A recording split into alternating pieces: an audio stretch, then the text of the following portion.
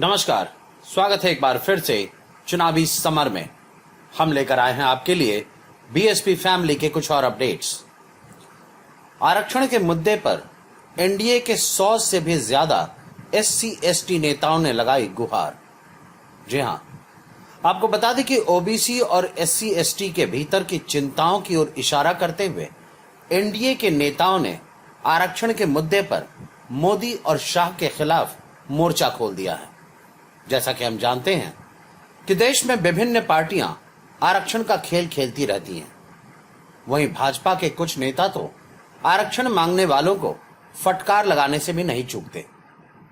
हालांकि अब भाजपा भी जमकर आरक्षण के मुद्दे पर दलितों को लुभा रही है, लेकिन अब एनडीए के नेताओं ने ऐसे लोभी नेताओं और मोदी और शाह को जोर का झटका दिया।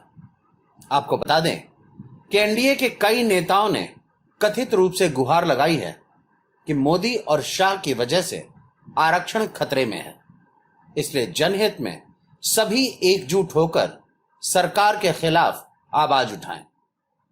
वैसे आपको याद होगा कि इससे पहले सुप्रीम कोर्ट ने दोहराया था कि आरक्षण का फायदा उन लोगों को नहीं मिल रहा जिन्हें सही मायने में इसकी जरूरत है।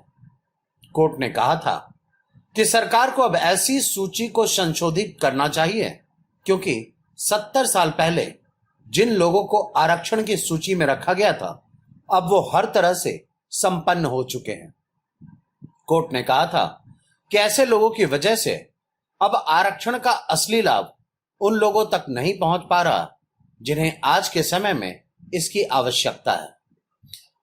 खैर, सुप्रीम कोर्ट की सोच कुछ और थी, लेकिन एनडीए के नेताओं ने मोदी और शाह के खिलाफ जाकर आरक्षण के मुद्दे पर गुहार लगाई और लोगों ने मोदी सरकार को नसीहत दी है कि अब देश में आरक्षण के खेल को बंद करें।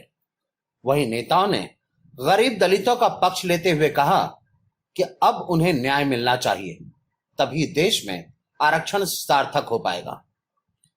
कुल मिलाकर हम यह कह सकते हैं कि एनडीए के कई नेता अब देश में वैसे ओबीसी और एससी/एसटी वर्ग के लोगों को आरक्षण का लाभ दिलाने के लिए तैयार हैं जो कुछ सत्ताधारी लोगों के स्वार्थ के चक्कर में समाज की मुख्य धारा से किनारे लग चुके हैं।